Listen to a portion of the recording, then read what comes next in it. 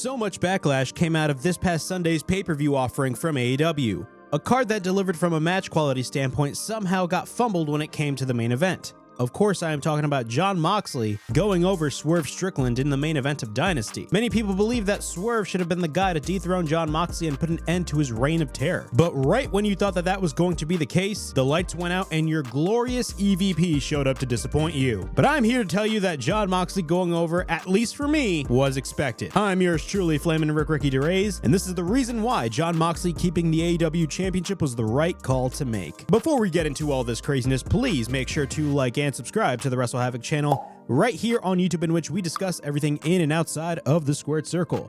Make sure to like and subscribe for more content, and as the frickin' referee would say, ring that damn bell for more notifications. Also, make sure to come and join me live as I give my reaction for this weekend's Wrestlemania 41. It should be a fun show. Of course, you'll also be seeing content throughout this week on the channel as we gear up for the biggest show of the year. The link for the live stream will be in the description below. Now, by looking at the title of this video, you may think I'm acting like a delusional AEW fanboy. And let me tell you, that is far from the truth. My most viewed video on this channel talked about the reason behind AEW's decline, for God's sakes. I consider myself as a fan that looks at all different perspectives from a certain scenario. Don't get me wrong, the Death Rider storyline has been a complete waste of all of our times. From the moment they took out Bryan Danielson, we all thought we were going to be a part of something special and different when it came to the storyline. But in the end, all we got were just regular heels on the roster. Now, as I stated in that video that I mentioned prior, link will be in the description below, my problem isn't with the Death Riders as a group. If anything, they are a badass faction. Yeah, I said it. The biggest issue with them is the creative approach. They were set to take over AEW, but what we saw was your normal heel group doing normal heel things, attacking the babyfaces and retreating when more people show up. Week after week, we wanted to see what was next when it came to the Death Riders, but instead, we just got the same old shtick with no real storyline progression whatsoever. It was starting to get tiresome to the point where fans started to rebel against the angle, and I don't blame them. Now look, I came into the show knowing for a fact that they were not going to put the belt on Swerve Strickland. As much as I loved the idea of Swerve winning the title, Swerve wasn't being built up as the savior of AEW. I mean, he got a title shot like 3 weeks prior. Now, the involvement of the Young Bucks is a little interesting. I was not one of those people that were upset that the Young Bucks showed up and cost Swerve the title. And I'm gonna go out on a limb and say this. The hate that the Young Bucks get is arguably one of the fakest and most forced things I've ever seen come out of the mouths of the wrestling community. You can make the argument that the Elite were the ones that unleashed the Death Riders to the whole roster this past fall. Not to mention every time that they were in the same ring as the Death Riders, they retreated. Also, they were caught hiding important documents. What could that mean? There is something that we do not know. Jon Moxley did state months ago that this was bigger than him and bigger than AEW. Could there be some higher power involved? Now, I know some people said Shane McMahon. I mean, it's no coincidence that the photo was intentionally leaked between Shane McMahon and Tony Khan. But from what it looks like, there was no real follow-up to that. The Young Bucks also did have a photo which Shane McMahon uploaded on their social media as well. But again, there was no follow-up. Not to mention all of the information that came out about the meeting between Shane McMahon and Tony Khan. Apparently, the story goes that Shane McMahon wanted to run things, but he had no product knowledge, and that led to Tony Khan ghosting him. And honestly, can you blame him? I mean, people were wanting Shane McMahon, thinking that he was going to be the savior of AEW. Some of these tweets sounded hilarious. Hell, some of these content creators were hilarious as well. But if he was a part of the show, what change would he bring exactly? But again, I believe the Young Bucks being involved happened for a reason. And in my opinion, that reason is for something greater. Maybe some sort of higher power. I have no freaking idea. Could it be a scenario where the Elite and Death Riders join? Sheesh, I don't know if that's going to go well for the fans. Hell, they already teased it this past Wednesday on Dynamite. But I'm with the mindset of letting the story play out. Because at the end of the day, you wanted a long-term story, and you got it. Now, I'm not saying that there was no long-term plan when it came to the Death Riders. In fact, there is. It's just the fact that AEW needs to do a better job at making us care when we get to the ending of the story. I think it is no secret that there are only two people, and two people alone, that are the only logical people to dethrone Jon Moxley as champion. The first is, of course, Darby Allin. Now, we all know Darby Allin was the focal point once this Death Rider shit started. In fact, Moxley beat Darby Allin and was granted Darby's title shot against Bryan Danielson at Wrestle Dream. And we know how that turned out. I don't have to explain it again. You saw the angle. Darby has been an integral part of this storyline since the beginning. Who is the guy that bleeds AEW? Who is the guy that primarily is the face of AEW? It's Darby. When you think of AEW, you think of guys like Darby Allin. Darby Allin is to AEW to what Sting was to WCW. Now, I'm not comparing this to the NWO because this storyline is nowhere near the level of creative as the NWO was in the beginning. The basis of this storyline is Jon Moxley wants to burn AEW to the ground ground and reshape it in his image. Who do you think could be the best candidate as a quote-unquote savior? It's Darby Allin. Now, when it comes to Darby Allin, there is an issue. The main issue is the fact that Darby is nowhere to be seen on TV. The last time we saw Darby Allin was when he was written off the show being kicked down the flight of stairs at the Hammerstein Ballroom on the final episode of Rampage. Remember that show? The main reason for this is that Darby is preparing to climb Mount Everest. Originally, he was supposed to climb Mount Everest this year, but unfortunately, he dealt with the foot injury last year that pushed it back to 2025. Now, Darby Allin is one crazy fella. This guy will literally do anything to his body and not even care. Please, please, please, Darby, don't die. People are upset at the fact that if he is the guy to beat Moxley, he will just be granted the world title. On one hand, I understand that criticism because it's not a good look, but at the same time, this is Darby frickin' Allin. This guy has put his life on the line for the company numerous times, and people are saying he doesn't deserve it. Yeah, I don't buy it. Look, it's AEW's job to make us care once Darby returns. Darby needs to face adversity once he comes back. Why do you think WWE didn't put the belt on Cody the first time he wrestled Roman at WrestleMania 39? Because he needed to go through hard times, and Darby needs to go through those hard times when it comes to Moxley and the AEW World Championship. But that is only if he is the guy to beat Moxley. If not, forget everything that I just said. Now, the second candidate to dethrone Jon Moxley is none other than Hangman Adam Page. I really don't need to explain why Hangman is the guy, but I will anyway. Hangman's character progression since the fall of 2023 has been tremendous. This guy had his whole house broken into by Swerve, then went to literal war against Swerve numerous times and made it his life's mission to end Swerve because of what he has done. It got so crazy to the point where he literally burned this man's house down. You cannot tell me that this wasn't one of the best segments that AEW has ever produced. But more importantly, Hangman's character change has been one of the best things that AEW has done at a time where they're going through a down period. The promotion's first main storyline in the first 3 years was literally Hangman's rise to the World Championship. It was storytelling at its finest. Then after he dropped the world title to CM Punk, he sort of fell off throughout the next year. That was until Swerve came into the picture. And since then, Hangman has been a character who has no remorse for the actions that he does, but at the same time is starting to feel that remorse. This version of Hangman Page is the best version of Hangman Page. And him being the one to dethrone Mox for the title will more likely make sense as well. Now, I know what everybody is saying. Why aren't we getting Swerve versus Hangman at All In? And trust me, I want that more than the next guy. But from what it looks like is happening on TV, it looks like we are leading to an eventual team up between Swerve Strickland and Hangman Page. I think they are doing the slow build towards the eventual team up. Now, the story has to be meaningful, and so far it has been. I just don't want it to get to a point where they finally team up and the moment just becomes heatless. That happens all the time in AEW, but in this case, I don't see that happening. For God's sakes, did you see that segment a couple of weeks ago on Dynamite? You know, that one where Hangman and Swerve were arguing and Hangman said he deserved getting his house burned down and Swerve replied, "I know." You cannot tell me that that was not intriguing. A Swerve and Hangman team up is very intriguing simply based off of the interactions between the two men. I don't think this is your typical can they coexist scenario, but that's just me. These guys clearly hate each other, in kayfabe, and have no choice but to team up against the establishment. To me, that's interesting. But again, it all depends on what AEW does with the storyline. But when it comes to Jon Moxley as the champion and AEW continuing the Death Rider storyline, it is definitely a risk on their part. The Death Rider so far has been perceived as a dud amongst many fans, and they are growing tired of the angle simply because of the fact that there has been no real progression throughout the last few months. Only now we are getting more information with the arrival of the Young Bucks, whether you love it or hate it. A lot of people hate it. I can't change that, unfortunately. We also have Hangman going up against the wild card in the Owen Hart Cup tournament. I pray to God it isn't Jack Perry. No shade against Jack Perry, I just think it would be real disappointing. Imagine if it was a guy like Josh Alexander, I'd be going crazy. And also All In is right around the corner. Hopefully AEW can somehow create chicken salad out of chicken shit. But that was my video on Jon Moxley and the reason why he retained the AEW World Championship. Please like, subscribe, comment down below, push that bell for notifications. I'm on the lookout for more videos right here on the Wrestle Havoc channel in which we discuss everything in and outside of the squared circle. Make sure to like and subscribe for more content, and as the freaking referee would say, ring, ring, ring that damn bell for more notifications.